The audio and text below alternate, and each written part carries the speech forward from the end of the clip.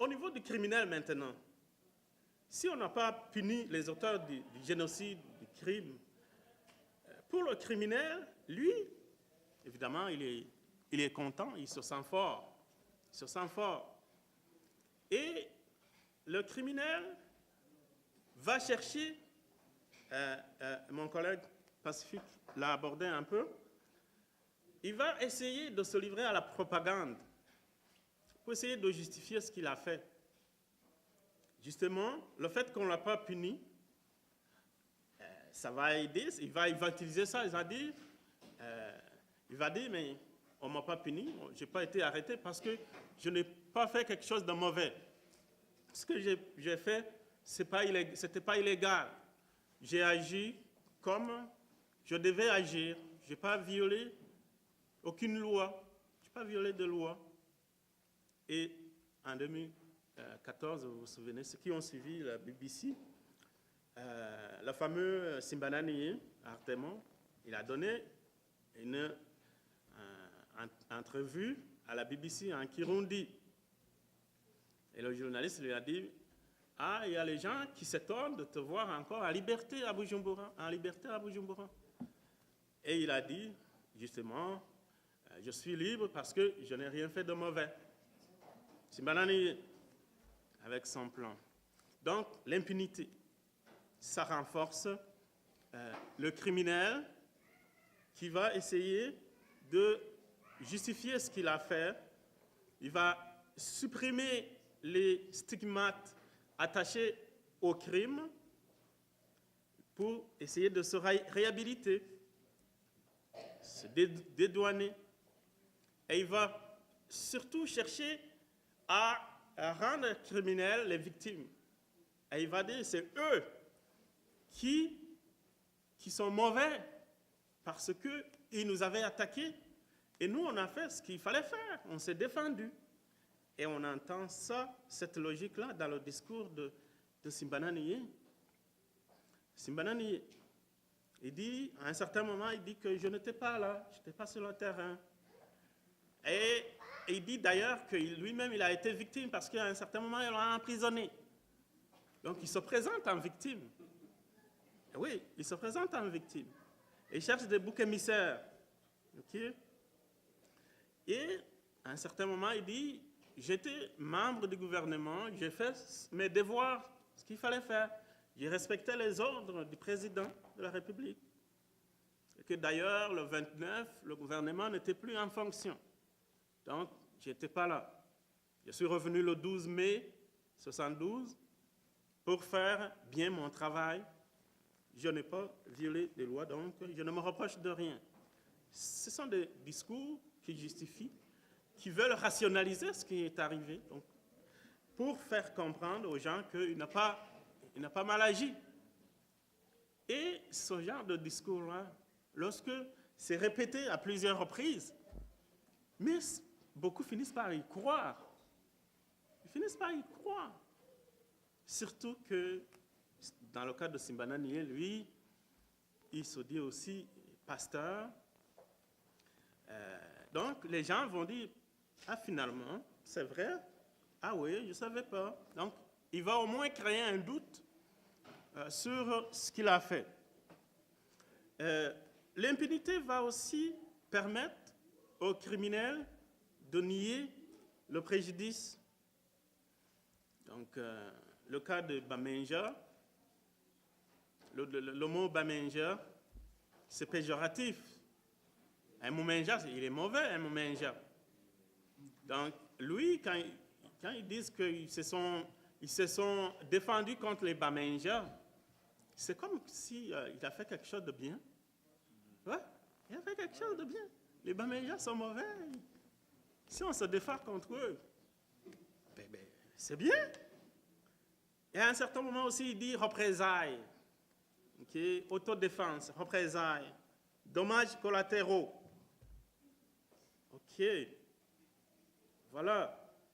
Finalement, il veut nous faire comprendre que les victimes, ils ne sont pas des victimes.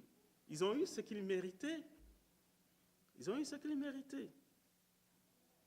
Puis, à un certain moment aussi, il va dire, mais D'ailleurs, vous exagérez le nombre de victimes. 300 000, que non. Alors, on parle de 50 000, 60, il va citer des auteurs pour minimiser les victimes, pour minimiser l'impact du geste qu'il a fait. Et finalement, lui, il va se présenter comme un sauveur de la nation, un homme courageux.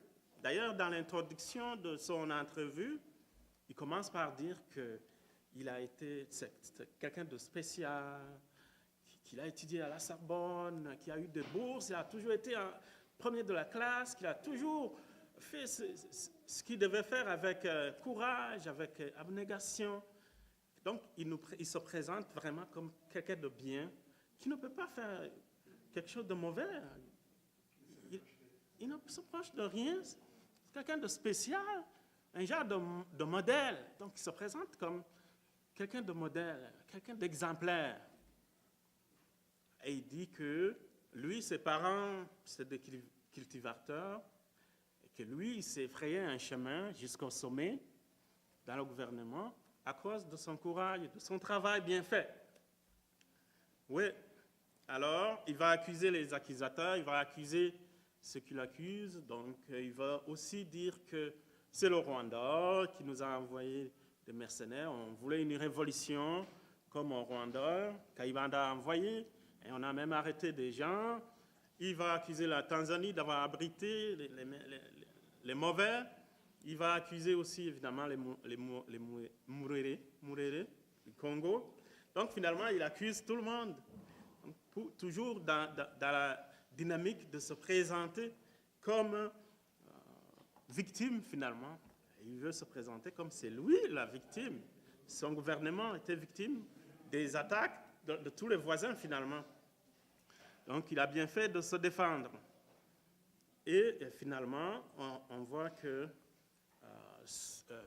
on peut conclure, si dans son discours-là, qu'il veut nous faire dire que c'était nécessaire de faire ce qu'il a fait, que toute personne raisonnable dans sa situation, toute personne courageuse dans sa situation, aurait fait la même chose. Donc, on est en train finalement de nier les droits des victimes, nier les victimes même, nier le préjudice, finalement, on se dédouane. Et comme il n'y a pas un tribunal qui l'a condamné, mais ça renforce sa démarche de vouloir rationaliser ce qu'il a fait. Et avec son discours, ça peut encourager d'autres crimes du même genre. Parce que les gens pourraient commettre les mêmes crimes en disant on est en train de défendre la nation, on est des courageux, on se défend des Bamenja. Surtout qu'à gauche, à droite, au Burundi, on entend des mots, l'utilisation des mots qui banalisent les victimes. On trouve un cadavre, on dit, mais ça c'est... Tu utilises un mot pour dire que cette personne-là est morte parce qu'elle le méritait. On a tué c'est un Imbonerakure, c'est pas grave. Ou c'est un Sindumuja, c'est pas grave. Mais c'est grave, c'est triste, ce genre de discours-là. On veut minimiser la vie des gens, minimiser la valeur de la vie à cause de ces discours-là. Donc, la récidive est importante lorsqu'on laisse la place aux gens de vouloir rationaliser les mauvaises choses, les mauvaises conduites qu'ils ont adoptées. J'ai parlé des conséquences sur les victimes, j'ai parlé des conséquences sur la conduite des criminels. Finalement, en dernier lieu, c'est sur les institutions. Quand il y a l'impunité, surtout généralisée, les institutions, ça ne fonctionne plus. En fait, les gens, le cerveau de ces crimes se substitue en institutions judiciaires, toutes les institutions possibles.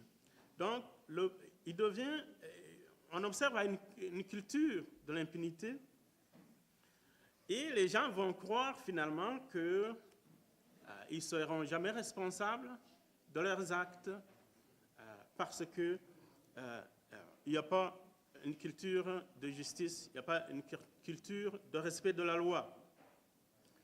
Alors, les gens vont vouloir massacrer les autres parce que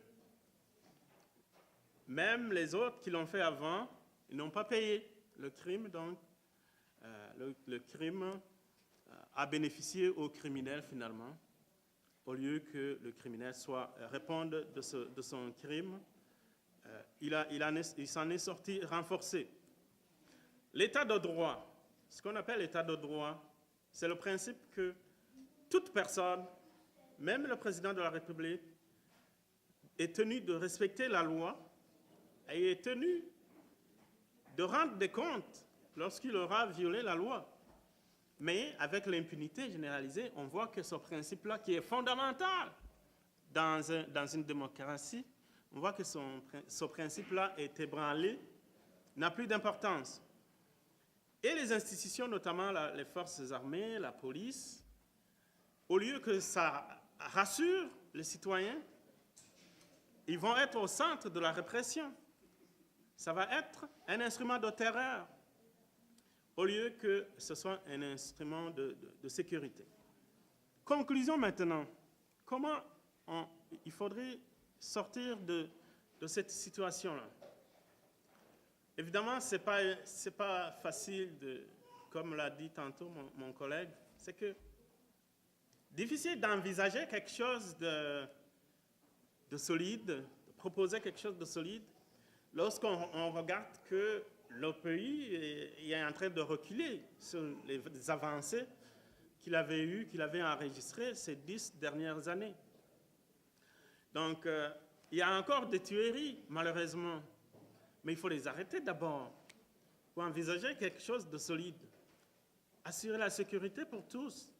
Les gens ont besoin de manger et de dormir d'abord. Donc, ensuite, après ça, si on arrête ces tueries-là, il faut envisager la justice. Et la justice, là, ici, il faut l'envisager dans un sens large. Pas seulement la punition des coupables.